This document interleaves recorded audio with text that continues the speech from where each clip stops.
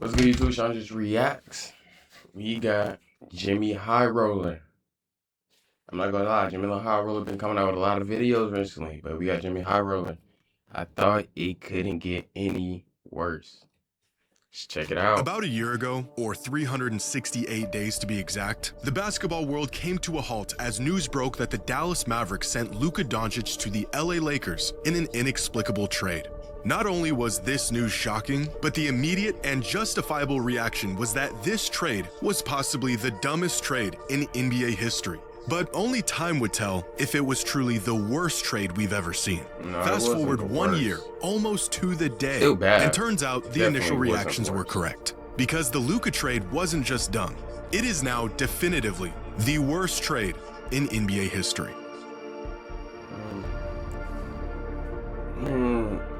Dallas still got some upside, so I can't. Past Wednesday saw one of the busiest trade.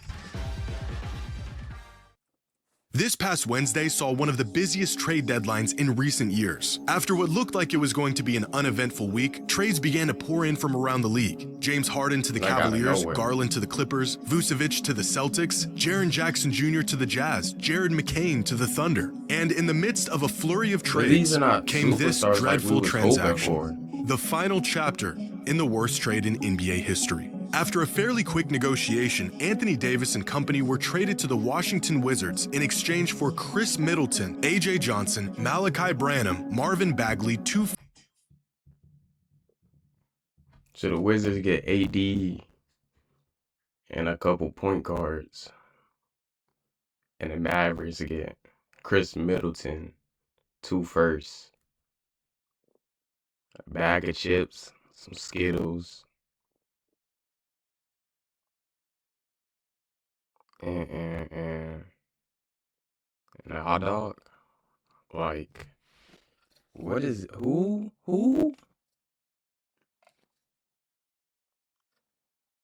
And Luka went for a 1st overall pick. That's hilarious. Luka did first-round picks and 3 second-round picks. An exchange that doesn't sound terrible at first glance, but after about a second of coherent thought, the reality sets in that what the Mavericks have managed to do over the last 12 months And then, oh yeah, shout out to the Wizards GM. They made a team, bro. They made a fucking team. But just AD is just too fucking injury prone. He damn near needs to retire at this point, bro. There's no way you dead ass get injured some type of way every single year, bro. You dead ass like Embiid at this point. Might just be the most egregious case of mismanagement in the league's history. Because if coughing up Luka for AD and a bag of chips wasn't bad enough, the Mavs doubled down and sent AD packing for next to nothing. Now, Anthony Davis was the bulk of the haul the Mavericks received for Luka last February, meaning that the Mavericks have now essentially traded away franchise icon, perennial MVP candidate, generational player Luka Doncic for this. 2 starting caliber players, 3 first-round picks, 3 second-round picks, and expiring contracts. But a lot of these assets either aren't worth much or were simply add-ons throughout these dealings. Max Christie, Chris Middleton, and Marvin Bagley are the only productive players here. The 2026 first-round pick from the Thunder will likely end up as the 30th pick in the draft. The 2030 first-rounder is a Warriors top 20 protected pick 4 years from now, and the second-round picks are just throw-ins, a complete shot in the dark that rarely turn into anything of substance. In fact, the Wizards spoke about their acquisition of AD and said they were, quote, ecstatic, because the outgoing first-round picks have relatively little value. So if we condense this down to the real value of this trade, then we're left with this. The Mavericks traded Luka Doncic for a starter, 2 rotational players, and 1 first-round pick. This is not a bad trade. This is basketball malpractice. Reprehensible. A fireable offense. How y'all feeling, bro? Let me know. Compare what the Mavericks got for Luka Doncic to some of the blockbuster trades we've seen over the last few seasons, and you would be convinced that Dallas is actively attempting to be relegated to the G League. 2 years ago, the Nets got 5 first-rounders and a first-round pick swap for Mikal Bridges. In 2022, Rudy Gobert was worth half a roster, 4 first-rounders, and a first-round pick. Because when he was with the Clippers, around that time, I'm not gonna say he was worth 6 or 7, first round picks, but he was worth about like if we're giving these niggas 4 or 5 first round picks during Paul George 2020, yes, bro, he was balling like that, bro. Not saying MVP Paul like 2018, but he was definitely balling where Clippers wanted to see what they wanted to do with him and Kawhi at that time. So I don't blame them for this. That's insane. But what Mikal does consistently every single night, it's hard to say you wouldn't want a guy like that.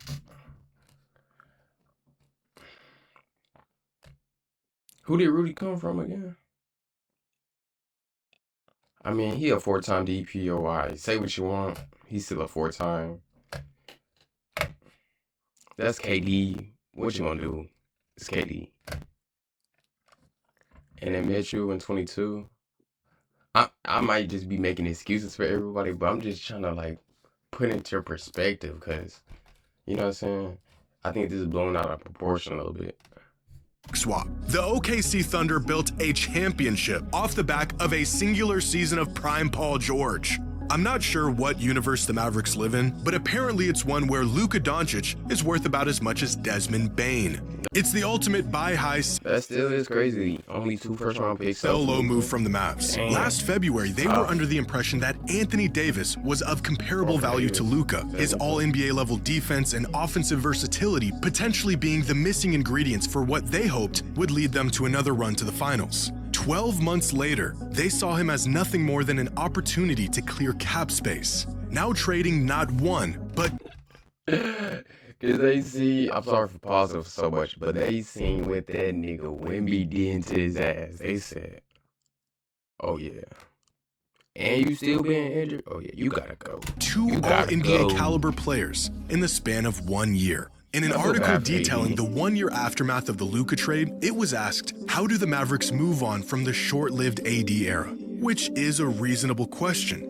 If this article didn't come out 2 days before he was traded, the Mavericks were already moving on from the quote AD era while he was still physically on their bench just a year after they traded the soul of their franchise for him. The total value they got out of AD, 29 games played out of a possible 81, only one of those games played with Kyrie Irving, 18 injuries, yes, you heard that right, 18, and 16 You wins. just gotta retire. The bro. Mavericks traded Luka Doncic for 16 wins. On dunks and threes, there is a metric called estimated at wins that some attempts to point, calculate, you you're guessed not it, getting how many injured. wins You're a just player getting helped hurt and contribute to saying, "I their don't wanna team's play." total throughout the course of a At some season. point. In Anthony Davis's total time with the Dallas Mavericks, he 18 contributed different exactly injuries, nigga. 2 wins. Nigga. In fact, since the initial Luka trade 1 year ago, the total number of estimated wins contributed by every player that Dallas acquired as a result of the Luka trade is 9 wins. In that same time span, Luka Doncic has single-handedly contributed 12.4 wins for the Los Angeles Lakers. Since being dealt away by an overzealous Mavericks front office, Luka has been more valuable for the Lakers than every other asset involved in exchange for him combined. The Luka trade was so bad that what they got in return for him was nothing more than a salary dump just 1 year later. Now, these head-scratching and irrevocably compounding decisions would leave you thinking that the Mavericks were desperate for some it was a inkling very of bad success, trade, but they irrationally did quick come to with make some decisions, bad luck. and unfamiliar with long-term results, yes, which Anthony might be Davis true injury. if they weren't here in the finals just 18 months ago. Right. They know the ingredients for a winning team. They've made great moves in the past. In fact, this was their winning recipe. I The just roster didn't- that I got them just within 3 don't wins think of a they championship expected just everybody 2 to be seasons injured ago. this But out of much. the 12 players from this finals You feel me? roster, only 4 of them are currently on the Mavericks today. Dallas Like they expected him. They didn't expect him to be out with that injury for a season, 2 seasons. You feel me? They ain't. Shit, I don't watch the fucking Mavericks, but I'm just saying it. A lot rolled of the dice context and goes traded into away this, a bro. finals team for a potential long shot to go back to the finals. Dallas's one saving grace, the only thing keeping them out of the depths of NBA irrelevance for the foreseeable future, is of course Cooper Flag. A player that fell into their lap through no work of their own. A pick they had just a 1.8% chance of winning on the night of the draft lottery, jumping from the 11th spot in the draft to the first pick as a result of the lottery, which, in case you didn't know, is the single largest jump in position any team has ever made in the history of the NBA lottery. If it wasn't for Cooper Flagg, the best players on the court for the Dallas Mavericks organization this season would have been Max Christie and Najee Marshall. Which means that the only thing that prevented the Mavericks from being the worst team in the league with no hope in sight 18 months removed from a finals appearance was pure, incredibly unlikely, unprecedented luck.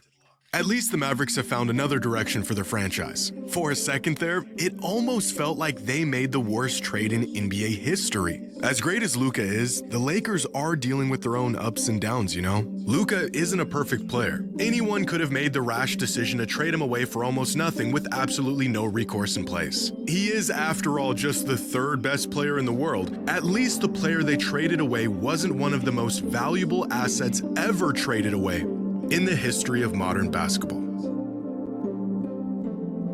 Can we see the top of this list? I want to see the top of that list. Hey, man. That's going to do it, y'all. Shout out Nico Harrison, man. He might be the GOAT for this. But that's going to do it, y'all. Comment, like, subscribe. Please turn on all post notifications. Subscribe to that channel, man. Just hit that button, bro. Just hit that motherfucking button. I'm out this motherfucker, though.